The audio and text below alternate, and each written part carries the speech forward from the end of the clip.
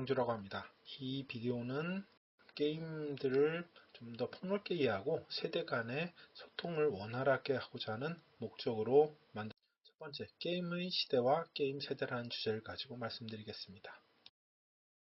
자, 여기 나오는 맥도날드 해피밀셋 다이어트 산업 게임의 공통점이 무엇일까요?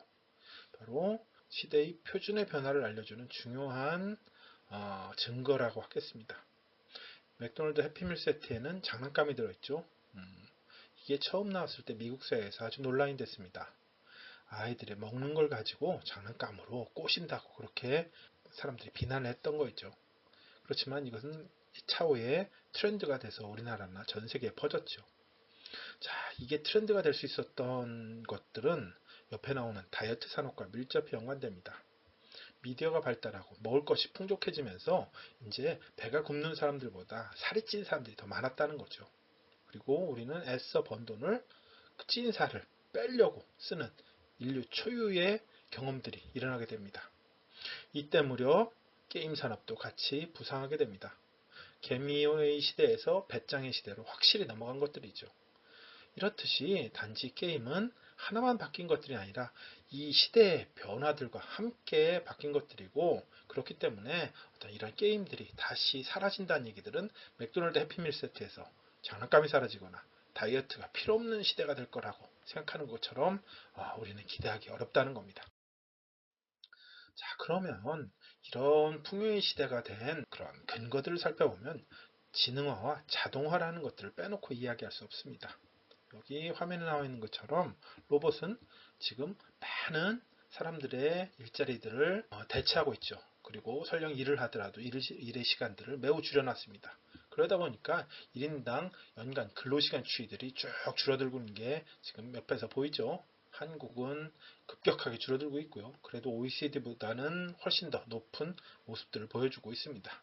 근데 이런 측면에서 봤을 때에도 로봇 밀도가 쭉 올라가고 있지만 특히 우리나라는 아주 전 세계적으로 매우 높은 특성들을 보여주고 있습니다. 세계 평균이 벌써 74대인데 우리나라는 벌써 634대가 2016년도 기준 이렇게 되고 있고요. 이거는 2018년 기준을 봤을 때도 우리나라 여전히 1위를 차지하고 있습니다. 자, 이렇게 로봇이 보급이 가장 많이 된 한국의 젊은이들의 미래는 어떨까요? 어떻게 본다면 로봇과 같이 일해야 되는, 경쟁해야 되는 이런 것들은 점점 일자리도 줄어들고요. 또 여기에 대해서 우리 일할 수 있는 임금도 줄어들 수밖에 없다는 거죠. 자, 이런 것들을 함께 고려했을 때 보면 이러한 시대의 변화들은 가치의 변동과 진로의 변화들로 같이 나타난다는 겁니다. 우선 우리가 세상의 물건들을 보는 관점들이 바뀌었다는 거죠.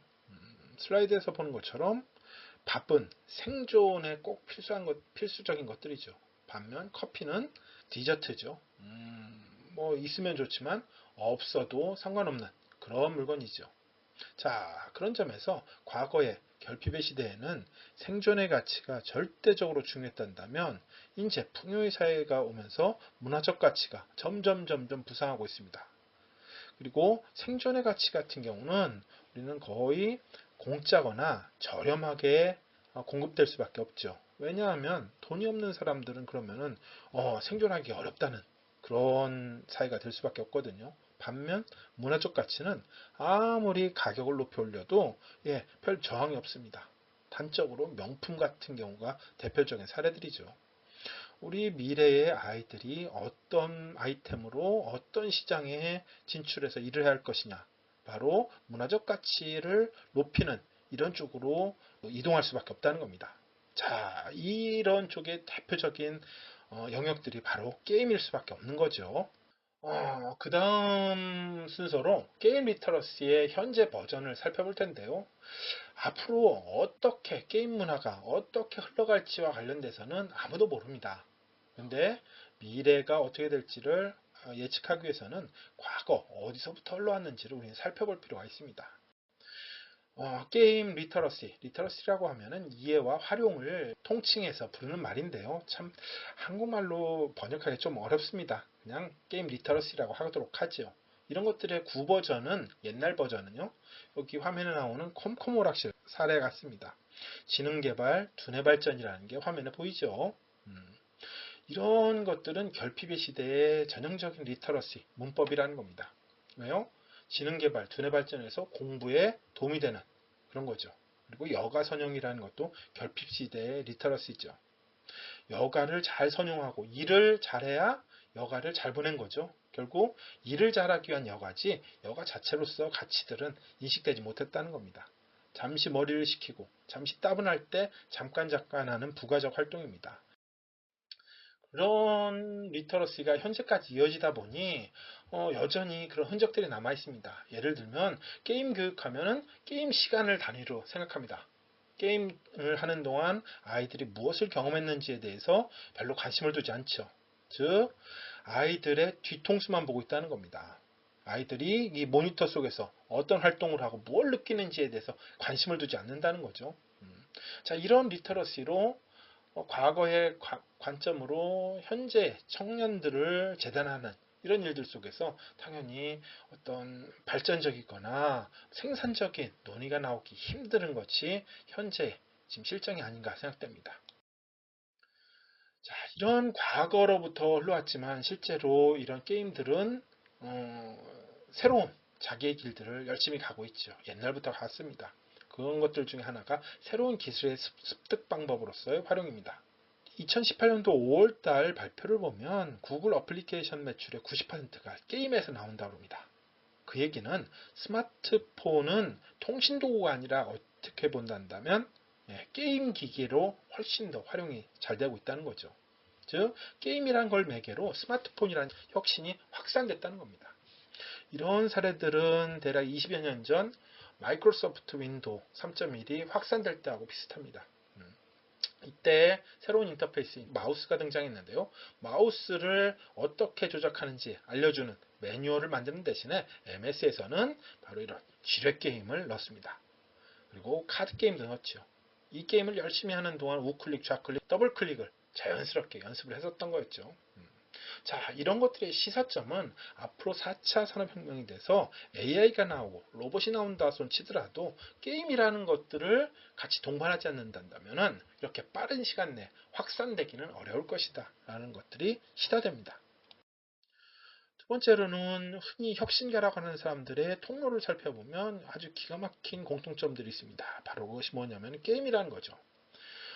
스티브 잡스도 아타리에 근무한 적이 있었고요. 빌 게이츠 같은 경우는 엑스박스를 지금 만들기도 했죠. 주커버크나 하사비스 같은 경우도 게임과 관련된 일을 했었고요. 손정희 씨 같은 경우도 슈퍼셀을 인수하는 등 아주 적극적이고요. 그리고 마윈 같은 경우는 e스포츠라는 것들을 아시안 게임을 만들고 넣고 올림픽 종목을 만들기 위해서 애를 쓰는 사람들입니다. 자, 물론 게임을 한다고 다 성공을 한다는 보장은 없습니다. 하지만 게임을 빼놓고 성공하기란 점점 확률이 줄어든다는 것들은 이런 사례들을 통해서 우리는 충분히 알 수 있습니다. 그뿐 아닙니다. 사실 게임을 하면 좋고 활용하면 좋다 하는 것들을 넘어서 사실 게임은 되게 중요한 생존 기제의 하나의 요소로 되고 있습니다. 그 중에 하나가 뭐냐면은 고립 효과로부터 탈피하는 효과적인 방법이 된다는 거죠. 그 파워포인트에 보면은 일과표가 쭉 나오지요. 서울 강남의 한 초등학교 6학년이 하루라고 하는데요. 6학년 이제 한 13살 된 아이가 거의 뭐 몇 시간, 서너 시간, 네다섯 시간밖에 못 자면서 계속 공부를 합니다. 어른도 버티기 힘들겠죠. 사실 이건 뭐 하나의 극단적인 예라고 하겠습니다만은 대부분 표준적인 아이들은 사실 여기서 크게 다르지 않다는 겁니다. 이런 아이들한테서 뭐가 필요할까? 어떤 어려움이 있을까와 관련돼서는 사실은 요 장표에 나오는 남극기지의 사례들을 살펴보면 알 수 있습니다. 남극기지나 GOP 혹은 우주선이나 이런 잠수함 같은 이런 폐쇄된 공간에서 다수의 사람들이 밀집해 지내다 보면 스트레스가 극대화되고 되게 신경이 날카로워지고 불안이 증가하고 공격성이 난폭해지는 이런 현상들이 나타납니다. 이런 걸 고립효과라고 그러죠. 이 사람들한테 제일 필요한 게 뭐냐면은 개인 공간입니다. 좀 남들 의식하지 않고 좀 긴장하지 않고 긴장을 좀 내려놓고 한숨을 돌릴 수 있는 이 공간이 필요하다는 거죠. 그리고 이런 공간이 없으니까 고립효과가 나타난다는 겁니다. 자, 우리 아이들 같은 경우도 보면 고립효과를 느끼지 않을까요? 학교 가면은 친한 친구들이 아니라 다 경쟁자들이죠. 집에 오면은 마찬가지로 뭔가 좀 쉬고 하는 데라기보다는 감독하고 오늘 뭐 했어? 학원 가야지 하는 또 다른 어떤 이런 긴장의 연속이라는 겁니다. 그 사이사이에 게임이라는 것이 있으니까 그나마 버텨나는 거죠. 다음으로 리터러시 현재 개발 버전으로 콘텐츠 개발 도구라는 측면들을 빼놓을 수가 없습니다. 자, 게임 엔진, 언리얼이라는 엔진 가지고 지금 일기예보들을 하는 건데, 토네이도 지금 일기예보 방송을 하는 건데요. 한번 보시죠. Severely damaged here, and there can be extensive power outages. Jeez, that was close. 날아다니고 지금 깨지고 이런 효과를. So let's now have a look at what that might be like. For example, water rises well above that, perhaps up to 6 feet. Now 6 feet of water, imagine that. 게임 엔진으로 게임과 관련된 이해도가 높은 PD와 엔지니어들이 만들어내는 효과라고 하겠습니다. Severely damaged. 근데 만약에 이런 것들을 이해를 못하면 무슨 일이 이런 일이 벌어진다는 지금은 제자리에 서 있기조차 힘들 정도로 강한 바람이 위험하죠. 어제 그 뉴스 시간 이런 점에서 단지 게임 리터러시라는 것들은 뭐 활용 측면들을 넘어서 실제로 위험한 일들을 대처할 수 있는 이런 중요한 도구들이 되고 있다는 겁니다. 다음으로는 콘텐츠 영역인데요. 흔히 e스포츠라고 그러죠. 1030 지금 젊은이들이 최고의 콘텐츠로서 e스포츠가 지금 열광적으로 인기를 받고 있습니다. 여기에 보면은 롤드컵, LOL, 월드 챔피언스 리그에서 나오는 이런 것들인데요. 많은 젊은이들이 실제로 나와서 보고 있고 수십억 명이 실제로 온라인상에서 같이 관람하는 메인 이벤트가 되고 있다는 겁니다. 그 중에 이제 우리나라 이상혁 선수, 페이커 선수 같은 경우 연봉이 30억대라는 얘기를 합니다. 젊은 친구들이 20대가 무엇을 해서 이렇게 할 수 있을까요? 그런 점에서 게임은 단지 현재의 가치를 넘어서 미래를 이끌어나가는 중요한 콘텐츠가 되고 있습니다. 자, 이런 흐름들은 실제로 자료를 통해서 나타나고 있습니다. 보면은 미국 자료인데요. 지금 18살에서 25살까지의 미국 청년들은 스포츠보다는 온라인 비디오 게임, 즉 e스포츠에 훨씬 더 그런 것들을 더 많이 보고 있고 거기에 더 열광을 하고 있다는 증거가 나옵니다. 그러다 보니까 단지 축구나 야구, 전통적인 스포츠단뿐만 아니라 다른 영역들까지 빠르게 흡수하고 있습니다. 대표적인 영역이 F1입니다. 한번 보시죠. It's a pretty decent start from Brendan Lee on the run down into the first right-hander, and Lee holds the lead. Tino Nakarinen has got up into 8th place. In fact, it's Daniel Berejne in the other Mercedes there. Yeah, he was Martin Clever on the mid-straight. Only pits. Fabrizio Donoso pits then on lap 4 of 13, so an early stop. And now, but a 5-second stop-go penalty for speeding in the pit with the inside line here. Rasmussen leaves the door open, and Lee is up the inside. Rasmussen tries to hold on! Victory at Silverstone for Brendan Lee. Another.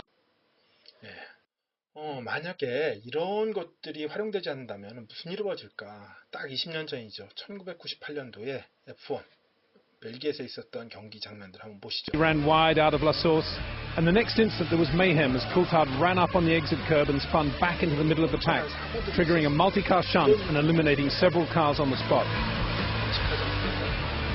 He ran. 뿐만 아니라 이제 이게 2018년도 G스타에서 나타난 현상인데요. 이마트까지 게임에 진출했다는 겁니다. 단지 유통, 물건을 파는 것들을 넘어서 그 소비자들과 어떻게 소통할 것인가와 관련돼서 이미 게임은 미래가 아니라 이미 현재 우리나라 사회 곳곳까지 활용되고 있고요. 이마트뿐만 아니라 고래밥이랑 과자, 게임까지 이렇게 나오고 있습니다. 그렇게 본다면 거의 모든 곳에 게임화가 일어나고 있다는 것들. 앞으로 미래는 더 확산될 가능성이 높다는 거죠. 자율주행차 안에서 혹은 미래형 아파트 거실 안에서 우리는 무엇을 할까? 적어도 지금과 같은 양상은 아닐 거라는 겁니다. 그러면은 이 차별화 포인트, 여기에 살고 있는 사람들, 차에 타고 있는 사람들한테 뭔가 만족스러운 경험들을 제공해야 될 텐데요. 그 콘텐츠들 중에 게임은 단연 맨 처음 떠오를 뿐만 아니라 강력한 콘텐츠가 될 수밖에 없다는 거죠. 이제 게임 개발자나 게임 기획자는 게임사에만 있는 것들이 아니라 현대나 벤츠. 자, 그러면은 이런 것들을 가지고 어떻게 교육에 활용할 수 있을까 정리해 보도록 하죠. 흔히 게임들 다 좋은데 어떻게 그러면은 활용할 수 있을 것이냐와 관련된 좀 현실적인 질문들을 해주시는 선생님들이 많으십니다. 그래서 생각해 봤습니다. 대표적인 예들이 이제 수학 문제들인데요. 앞면이 모으면 뒷면이 짝수가 적혀 있다. 이 규칙이 맞는지를 확인하기 위해 뒤집어 봐야 되는 카드의 개수는 몇 개일까요? 이거는 입사 문제에서도 나오던데요. 2장입니다. 어떤 거냐면은 A와 3입니다. A 뒤에 짝수가 적혀 있는지 혹은 3 뒤에 혹시 모음이 있지는 않는지 이것만 확인해 보면은 이게 나온다는 거죠. 이게 너무 어려운가요? 그러면은 그 다음 이걸 보면은 금방 이해할 수 있습니다. 음료가 앞에 적혀 있고 뒤에는 나이가 적혀 있습니다. 그러면은 무엇을 뒤집어 봐야 될까요? 콜라는 뒤집어 볼 필요 없죠. 나이가 무엇이 되든 상관없습니다. 21세 이상도 뒤집어 볼 필요가 없습니다. 그 뒤에 무엇이 적혀 있든 상관이 없죠. 자, 그렇다면 맥주와 16을 뒤집어 보면 된다는 거죠. 앞에서 A, B, 2, 3이라고 적혀 있을 때보다 훨씬 더 이해하기가 쉽죠. 이것을 시험 문제에 적용했더니 아주 놀라운 효과가 나오더라는 겁니다. 예를 들면 똑같이 이런 문제인데도 여기 가렌, 나미, 애쉬, 잔나, 카타처럼 LOL에 나오는 챔피언 이름을 사용했더니 학생들이 훨씬 더 인지적인 편안함을 느끼더라는 거죠. 우리가 알고 익숙한 것들을 나오면 벌써 쉽다고 느낀다는 겁니다. 자, 이렇듯 어려운 것들을 설명할 때 사례로서 게임의 사례들을 넣으면 훨씬 더 효과적인 교육 방법이 될 수 있다. 이렇게 설명드릴 수 있겠습니다. 그 다음에 게이미피케이션 같은 경우는 지금 많이 교육들을 하고 있고요. 많은 도구들과 전문가들이 활동하고 있습니다. 이런 사이트들도 있으니까 참고를 해주시고요. 근데 이거보다 더 중요한 것은 교육 철학으로서 게임이라고 저는 생각합니다. 어떤 점이냐 하면은 사람의 학습 곡선들은 표에 보시는 것처럼 천천히 시작해서 점점 증가해서 어떤 정점에 다다르는 게 일반적인 학습 곡선입니다. 반면 기계들은 어떠냐면 처음부터 완벽합니다. 처음부터 완벽해서 쭉 이어지는 이런 평평한 곡선이 아니라 직선을 만들죠. 제가 왜 이 말씀 드리냐면은 늘 성공하는 기계와 늘 실수하며 배우는 사람이 어떤 가장 큰 차이인데요. 마치 지금의 교육은 기계 같은 인간을 기르는가 사람다운 인간을 기르는가라고 봤을 때 오히려 기계 같은 실수를 안 하는 인간을 기르도록 교육을 하는 것들은 사람의 학습 곡선에도 맞지 않고 우리가 어떤 미래 적응 측면에서도 절대로 옳은 방법이 아니라는 겁니다. 왜 그럴까요? Most Human이라는 책에서 그런 얘기를 합니다. 미래 사회에는 뭐가 고민이냐면은 아주 지능이 발달한 기술들이 연결이 됐을 때 사람이 그런 다른 AI와 혼동이 돼서 사람 취급을 못 받고 AI 취급을 받았을 때 절망감을 느낄 가능성이 높다는 겁니다. 그러면 내가 사람이라는 것들을 증명해야 되는데 그게 쉽지 않다는 거죠. 자, 내가 사람이라는 걸 증명하기 위해서 어떻게 해야 됩니까? 우리는 뭔가 AI가 다르게 실수를 하고 있고 인간적인 측면들을 우리는 강조를 하고 스스로 그런 것들을 드러낼 수 있어야 된다는 겁니다. 그런 게 어디서 나옵니까? 천천히 배우고 실수를 하면서 뭔가 자기 스스로의 비법을 터득하는 이런 과정이라는 거죠. 이게 어디서 나오냐면 바로 게임에서 나오죠. 게임에서는 이런 실수를 하는 과정들을 단지 실수나 실패라고 얘기하지 않죠. 아직이라고 얘기합니다. 아직 내가 성공하지 못한 거죠. 이런 것들을 캐롤 드웩 교수는 성장 마음가짐이라고 설명합니다. 성장 마음가짐의 상대편에는 고정 마음가짐이라고 그러죠. 고정. 나는 이런 재능들을 타고났으니까 노력해도 어쩔 수 없어. 이런 아이들 같은 경우는 세상들을 뭔가 도전하거나 뭔가 어려운 일을 하려고 하는 대신에 좀 쉬운 일, 자기의 성과가 날 수밖에 없는 일들을 채택하는 이런 경향이 있다고 합니다. 그러나 실패가 아니라 아직이란 마음가짐은 좌절을 기꺼이 받아들이고요. 그리고 어려운 것을 더 동기화가 돼서 열심히 한다는 겁니다. 그래서 마침내 성공을 이룬다는 거죠. 과연 어떤 아이들이 적합할까? 그리고 이런 교육 방식은 학교 교육 방식과 비슷할까? 게임의 교육 방식과 비슷할까? 저는 단연코 게임이라고 생각합니다. 자, 그런 점에서 이제 미래의 인재들을 어떻게 길러낼까를 마무리하면서 이 강연도 마무리하도록 하죠. 미래는 예측되지 않습니다. 유명한 사람들이라선 아주 틀린 예측들을 많이 했죠. 대표적으로 20세기 폭스사의 대표는 1946년 그런 얘기를 했답니다. 사람들은 매일 밤 합판상자로 된 것들을 바라보는데 피곤함을 느낄 것이기 때문에 텔레비전은 지속되지 않을 것이다 라고 예측했습니다.